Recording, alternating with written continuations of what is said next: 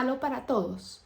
¿Es el gluten malo para mí si no soy celíaco? Ni siento que me caiga mal o que me siente mal el gluten. Soy Gabriela Pocovi, nutricionista dietista y experta en inmunología, en inmunonutrición y doctora en medicina y salud pública.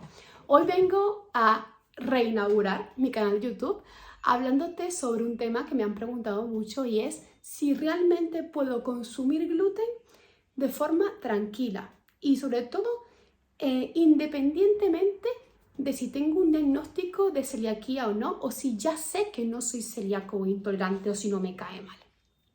A ver, esta pregunta es bastante compleja, ¿sí? Evidentemente, y siempre les hablo de no demonizar los alimentos, pero sí de entender de dónde vienen y el contexto en el que estamos. Y hay cosas que han cambiado, es decir, si hemos tomado pan desde que tenemos, o desde el minuto uno que estamos en este mundo, porque es cierto que el pan y sobre todo el trigo, las pastas, ¿sí? Todo lo que sea elaborado a base de trigo, son alimentos que nos vienen acompañando seguramente desde que somos pequeños y que hemos visto que generación tras generación se han consumido, ¿sí? Hay dos cosas que nos hacen diferentes hoy en día, ¿sí? El trigo, los cultivos han cambiado y también nuestros contextos han cambiado, nuestro sistema digestivo ha cambiado, nuestros intestinos han cambiado, nuestras microbiotas, que son esos microorganismos que están a nivel digestivo, han cambiado. Y nuestros sistemas inmunes, que son los encargados, o el sistema inmunitario, que es el encargado de elaborar esas respuestas de defensa ante un entorno, también ha cambiado. Y ha cambiado no para mejor.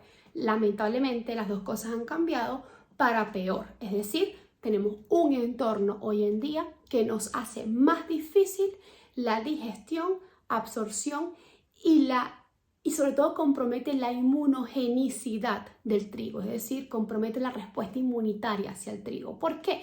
Porque básicamente hoy en día contamos con un trigo moderno que ha sido modificado genéticamente.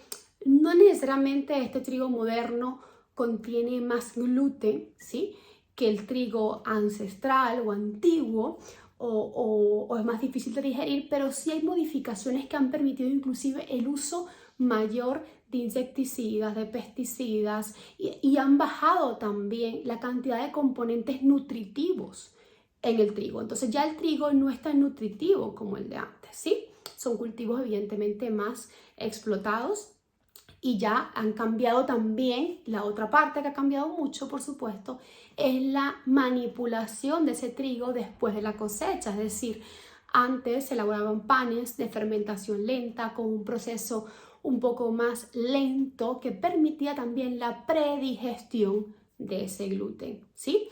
Y el otro factor, por supuesto, es el inherente a nuestro sistema inmunológico y nuestro sistema digestivo, que también ha sufrido modificaciones en el tiempo y que lo hacen hoy en día más sensible a ciertos alimentos, a ciertos componentes externos, porque evidentemente nuestras microbiotas vienen también cambiando generación tras generación. Y algo que podemos notar fácilmente es como hoy en día los niños nacen altamente alérgicos, sensibles e intolerantes a muchos alimentos, cosa que antes no era tan común, ¿sí? Eso es porque también nuestros sistemas inmunes han cambiado, nuestras tolerancias inmunitarias están cambiando. Entonces también tenemos que tomar diferentes decisiones y no refugiarnos en lo de que lo hemos tomado toda la vida y se puede seguir tomando, ¿sí?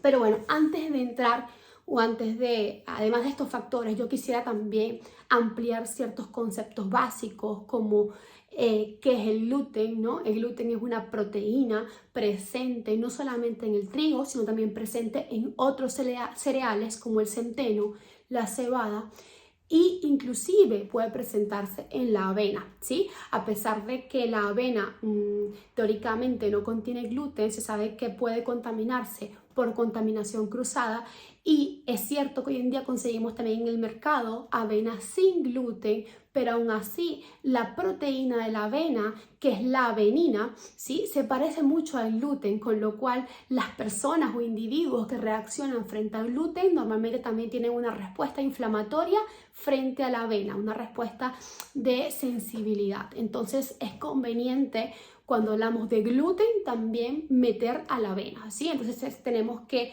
tanto centeno como cebada, como trigo, como avena son cereales que contienen Gluten, sí, el gluten realmente es una proteína que se divide a su vez en dos péptidos, ¿sí? Que son la gliadina y la glutenina. Son dos péptidos que constituyen el gluten y que son los que realmente explican pues la posible inmunogenicidad o la capacidad del gluten de generar una respuesta inflamatoria, alérgica o autoinmune, ¿sí? De hecho, básicamente uno de los principales, o van a haber tres factores claves por los cuales el gluten puede producir reacciones adversas, inclusive en individuos nocivos. El primer factor es la difícil digestión de sus proteínas. Te he hablado de que el gluten contiene dos péptidos o dos proteínas que son la gliadina y la glutenina. Para poder digerirlo necesitamos un buen bagaje enzimático, una buena cantidad de enzimas que son las que cortan esas proteínas en pequeños fragmentos en nuestro intestino. El gluten, lamentablemente también, o el trigo sobre todo, contiene también inhibidores enzimáticos que hacen que esas enzimas que tenemos o que permiten la digestión de esas proteínas no funcionen correctamente, con lo cual el gluten de por sí es una proteína de muy difícil digestión y por esa razón desde tiempos remotos siempre hemos recurrido a métodos de fermentación para poder elaborar el pan. De hecho, la fermentación del pan permite la fermentación natural, estoy hablando, ¿no? Cuando hablamos de un pan de masa de madre, una fermentación lenta y cuanto más prolongada mejor, permite que haya una predigestión de esas proteínas difíciles de digerir. Por eso es que un pan elaborado de forma lenta y de fermentación lenta va a ser de mucha más fácil digestibilidad o digestión que un pan fermentado o no fermentado al cual se le agrega una levadura química o el cual básicamente se congeló y se refrigeró, ¿sí? Se horneó, perdón. Entonces, básicamente el pan necesita una buena, o el trigo necesita una buena fermentación para poder predigerir esas proteínas, porque en el intestino humano es complejo de digerir, ¿sí?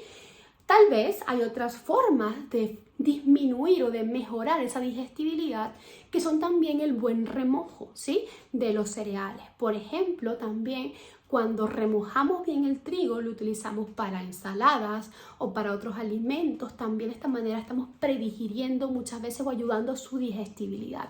Este es el factor número 1 y que hace muchísimo, porque un alimento mal digerido es un alimento inmunogénico. ¿Qué quiere decir? Es un alimento mal digerido, es un alimento que puede dar lugar a que atraviese la barrera intestinal y cree reacciones adversas a distancia. Es decir, tu sistema inmunológico, al ver que entra un alimento mal digerido a tu sangre, básicamente va a reaccionar de forma adversa, generando inflamación y generando un ataque inmunitario. Ese es uno de los factores. El segundo factor es que el gluten y sus proteínas de por sí son proteínas de alto peso molecular. ¿Qué quiere decir eso? Que fácilmente pueden atravesar la barrera intestinal. La barrera intestinal o nuestro intestino tiene una capacidad o tiene una barrera importante que es la que permite la absorción de nutrientes. Esta barrera normalmente en un intestino sano se encuentra bien sellada, porque de esta forma actúa como un filtro cuasi perfecto para poder absorber las proteínas y nutrientes que le interesa a nuestro organismo digerir y absorber, ¿sí?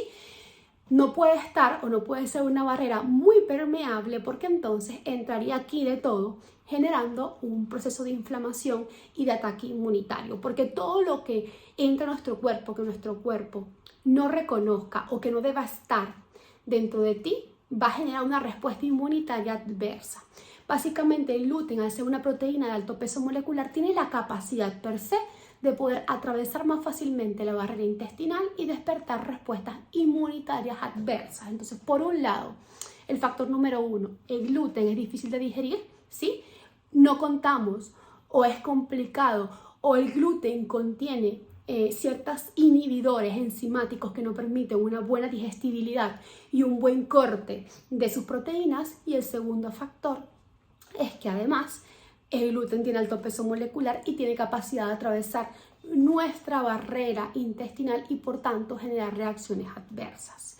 Ahora vamos con el tercer factor, que se refiere a una molécula llamada sonulina.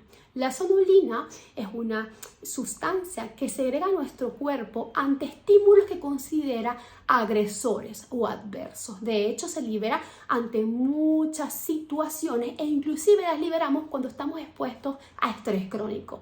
Nuestro intestino libera sonulina y la sonulina actúa justamente permeabilizando esa barrera intestinal de la cual te hablé anteriormente y haciendo que tu intestino pierda la capacidad de ser un filtro selectivo y se vuelva un filtro altamente permeable, generando lo que se llama el síndrome de intestino permeable, ¿sí? Que está muy ligado a la disbiosis, a la inflamación y a los procesos de autoinmunidad. Entonces, básicamente, el gluten, ¿sí? Se ha visto que es capaz de aumentar los niveles de sonulina, esta proteína entonces que va a generar el famoso intestino permeable. Por esta razón, también puede precipitar el ataque inmunitario y el ataque inflamatorio hacia sus proteínas. Entonces, por un lado, es difícil de digerir, factor número 1. Factor número 2, además de ser difícil de digerir, su proteína o el gluten es capaz de atravesar fácilmente la barrera intestinal y generar reacciones adversas. Y por otro lado, me aumenta la sonulina, con lo cual hace que la barrera intestinal se abra y él pueda pasar fácilmente porque, como les dije, es una proteína de alto peso molecular. Todos estos factores hacen que el gluten mal digerido muchas veces atraviese la barrera intestinal y despierte a nuestro soldado del sistema inmune, ¿sí? Genera una respuesta inmunitaria adversa y hace que, pues por supuesto, las células del sistema inmune, macrófagos, linfocitos, despierten y generen respuestas inmunitarias adversas, ¿sí? Que puede ser desde la liberación de histamina por los mastocitos, ¿sí? Que entonces va a generar que tengamos más tendencia a las alergias y al picor, como también puede generar una respuesta inmunitaria adquirida, ¿sí? Que entonces va a generar una respuesta de linfocitos T y entonces puede derivar en un proceso de autoinmunidad, que es lo que pasa en los pacientes celíacos, ¿sí? La mayor parte de las personas no son celíacas, pero tienen una sensibilidad al gluten no celíaca. ¿Qué quiere decir eso? Que no tengo o no genero anticuerpos contra el gluten. Las personas celíacas generan anticuerpos específicos contra el gluten. Su sistema inmune está fabricando anticuerpos está atacando la proteína del gluten, pero las personas que no son celíacas puede haber sensibilidad al gluten no celíaca y eso se explica sobre todo por los factores que les he explicado. La baja digestibilidad y la capacidad de que el gluten pueda atravesar nuestra barrera intestinal despertando esa respuesta inmune, despertando la liberación de histamina y por supuesto alterando nuestra respuesta inmunitaria innata. Bueno, menos importante, quiero hablarles del cuarto factor que se refiere a los antinutrientes. Son sustancias presentes en semillas y sobre todo en alimentos de origen vegetal y que los antinutrientes son básicamente un arma de defensa de la planta para que básicamente defendernos del consumo muchas veces humano, porque la naturaleza también tiene sus propios controles internos para evitar que nos lo comamos todo y que también tengamos un control de las poblaciones, ya sea animales, humanas, etcétera, ¿sí?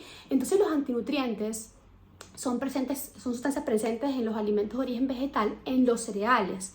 Hay mucha cantidad, como el ácido fítico, ¿sí? Que lo que va a hacer básicamente es, primero, inhibir la absorción completa de nutrientes, ¿sí? Por ejemplo, sabemos que en los cereales pueden haber vitaminas del grupo B, puede haber hierro, puede haber ciertos minerales y estos antinutrientes básicamente bloquean la absorción de ciertos nutrientes de los cereales, con lo cual convierten al alimento en un alimento mucho menos nutritivo de lo que a veces creemos que es, ¿sí? Y además los antinutrientes, muchos de ellos como las lectinas, pueden generar una respuesta inmunitaria adversa adicional a todo lo que ya he comentado antes.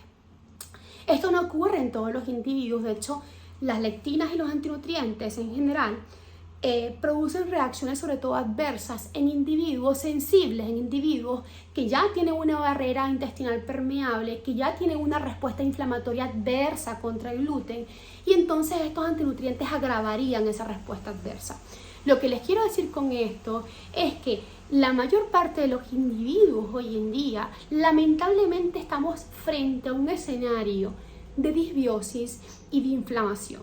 De hecho, hoy en día, muy pocas personas, me atrevo a decir, que viven sin ningún signo de inflamación casi constante y básicamente tienen una microbiota cuasi perfecta o equilibrada. Casi todos los individuos o gran parte de los individuos de las sociedades occidentales o de los países occidentales con una vida moderna, rápida, ¿sí? O con hábitos modernos, tienen cierto grado de inflamación crónica de bajo grado y tienen cierto grado de alteración de la microbiota o disbiosis. Entonces, ¿qué quiere decir esto? Que lamentablemente hoy en día el consumo de trigo y gluten no nos merece la pena prácticamente ninguno, porque hemos visto a través de 4 mecanismos cómo puede aumentar el escenario inflamatorio y cómo podría, por supuesto, bajo una exposición prolongada, despertar una respuesta inflamatoria, inclusive autoinmune en muchos individuos, ¿sí? Por supuesto, aquí entran en juego también otros factores como la cantidad o nivel de exposición al gluten o al trigo, ¿sí? Y digo trigo porque es el cereal que contiene más gluten, pero recuerden que también podemos encontrarlo en los otros cereales mencionados, centeno, cebada y avena, ¿sí? Entonces, depende mucho de la dosis de exposición, es decir, no es lo mismo comerte una vez a la semana un trozo de pan o una pizza que comer todos los días pan en el desayuno y en la comida y en la cena. Una cosa muy importante que no te he mencionado es que no, a lo mejor has escuchado hablar de estos trigos ancestrales tipo camut, espelta, ¿sí?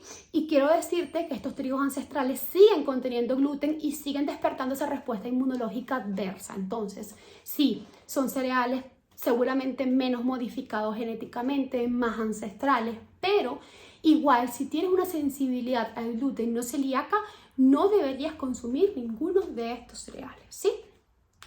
Entonces, es importante tener en cuenta que todo esto hace que hoy en día sea prácticamente desaconsejado, o por lo menos yo te desaconsejo comer o exponerte al gluten de forma diaria y continua. Por supuesto, si tienes un diagnóstico de sensibilidad al gluten, si tienes problemas digestivos, problemas autoinmunes, problemas inflamatorios, no esperes mucho más.